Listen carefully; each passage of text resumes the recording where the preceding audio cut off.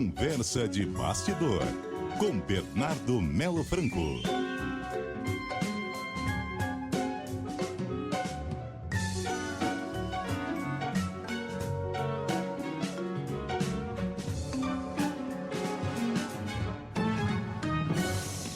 E aí, Bernardo?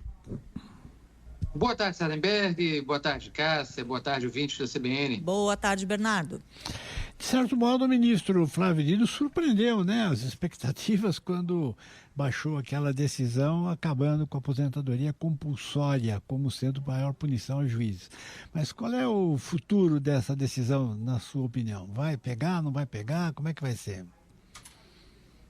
Pois é, Sarenberg, a impressão que dá é que o ministro Flávio Dino não vestiu a toga para fazer amigos, Porque ele está mexendo com uma série de vesperos. Primeiro, as emendas parlamentares, o abuso, a farra das emendas no Congresso. Isso. Depois, a questão dos supersalários e dos penduricalhos no Poder Judiciário. E agora, ele mexe num outro vespeiro grande, que é essa questão da aposentadoria compulsória dos juízes. Como é que a coisa funcionava no Brasil até aqui? O juiz, quando cometia uma falta grave, fosse um caso de corrupção, de assédio sexual, de venda de sentenças, esse juiz era alvo de um procedimento disciplinar no CNJ, o Conselho Nacional de Justiça. E a pena máxima, a maior punição, no caso de condenação, era não uma punição, mas um prêmio, que era a aposentadoria compulsória. Ou seja, o juiz era colocado em disponibilidade, retirado da ativa, mas continuava recebendo para o resto da vida os vencimentos proporcionais ao período dele no serviço. Ou seja, em muitos casos, o juiz continuava recebendo o salário integral até o fim da vida, mesmo tendo sido punido, mesmo tendo deixado de ser juiz. O que o Flávio Dino decidiu nesse caso, e esse era um caso de um juiz de Mangaratiba, no Rio de Janeiro, que, aliás, cá entre nós, era um caso exemplar, porque um juiz que foi punido pelo CNJ depois de uma longa investigação, na qual ficou comprovado que ele atuava em proteção a policiais militares envolvidos com milícia e com grupos políticos locais. Então, um caso grave, o juiz foi punido com a aposentadoria, mas punido entre aspas, E foi em cima desse caso que o Flávio Dino decidiu. A sua pergunta, Sarenberg, como é que fica agora? Olha, o que o Flávio Dino diz na decisão é o seguinte: que ele não está inovando, que ele não está inventando em cima do direito, que ele está aplicando algo que foi decidido pelo próprio Congresso Nacional em 2019. E onde? Na reforma da Previdência, que foi uma emenda constitucional, portanto, foi incorporada à Constituição e que retirou a figura da aposentadoria compulsória.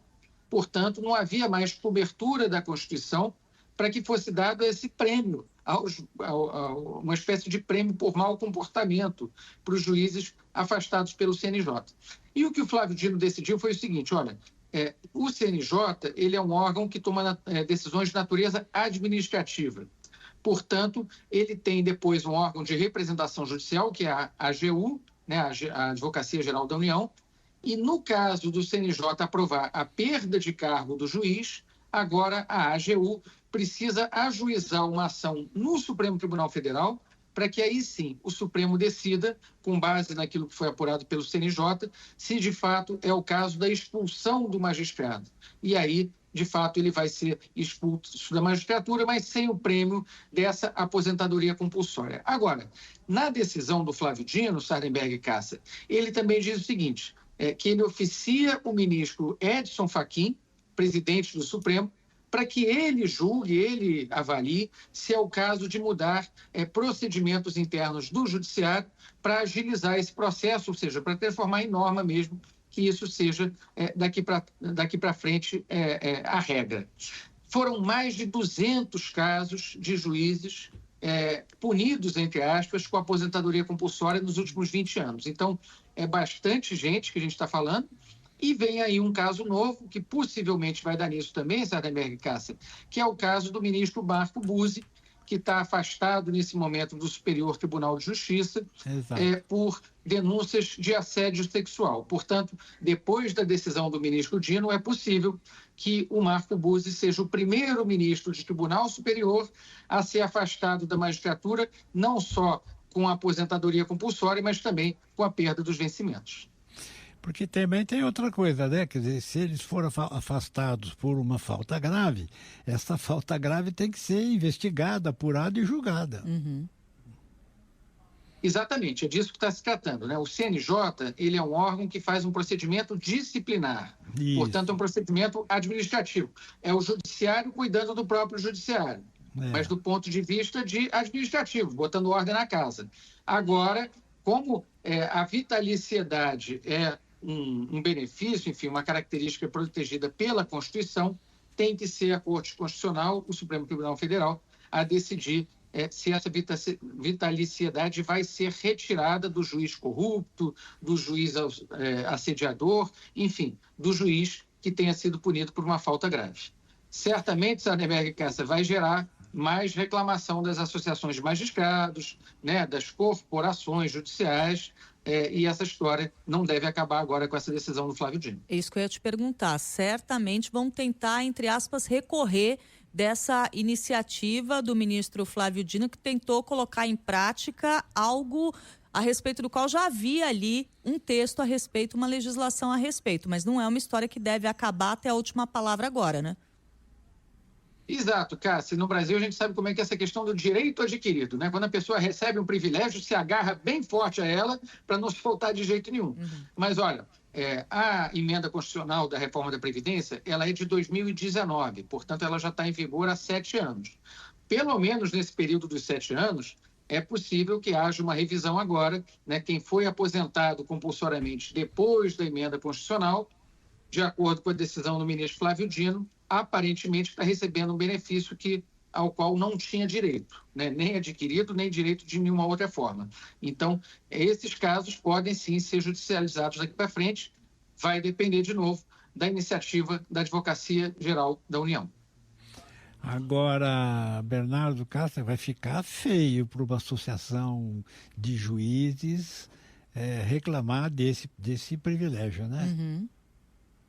Pois é, Sardenberg, mas cá entre nós, esse pessoal não está muito preocupado com a opinião pública, né? Porque a gente viu nas últimas semanas várias dessas associações saindo publicamente em defesa dos penduricalhos. Isso, dos super salários, verdade. Dos super salários, né? Dizendo que está na regra, que é devido, que é isso mesmo. Quer dizer, tem juiz recebendo 200 mil, tem juiz recebendo 300 mil e tem associação de juiz defendendo que isso esteja feito à luz do dia, né? Então, a gente nunca pode subestimar a força do corporativismo no Brasil. Agora, importante também dizer, gente, que essa decisão, ela não é um raio em céu azul. Ela é tomada num momento em que o judiciário enfrenta uma fortíssima crise de imagem e que, especialmente, o Supremo Tribunal Federal também enfrenta, né, o menor nível de aprovação, de confiança pública na história das medições feitas por pesquisas. Claro que isso é decorrente de uma série de coisas que a gente vem falando aqui, né, envolvimento de ministros com caso Master, né, campanha da extrema-direita para desacreditar a justiça e as urnas eletrônicas, é uma série de fatores. Mas o que a gente está vendo agora é que essa decisão do ministro Flávio Dino, ela vai, de certa forma, no caminho de atender a opinião pública e dizer, olha, o judiciário também não é essa ilha da fantasia. Alguma coisa está sendo feita para, pelo menos, reduzir privilégios que não são justificados nem pela ética pública, nem pela letra da lei. Bernardo Melo Franco, muitíssimo obrigado, Bernardo. Até a próxima quinta-feira e até mais. Até quinta. Um abraço para vocês, boa tarde para os ouvintes. Até mais, Bernardo.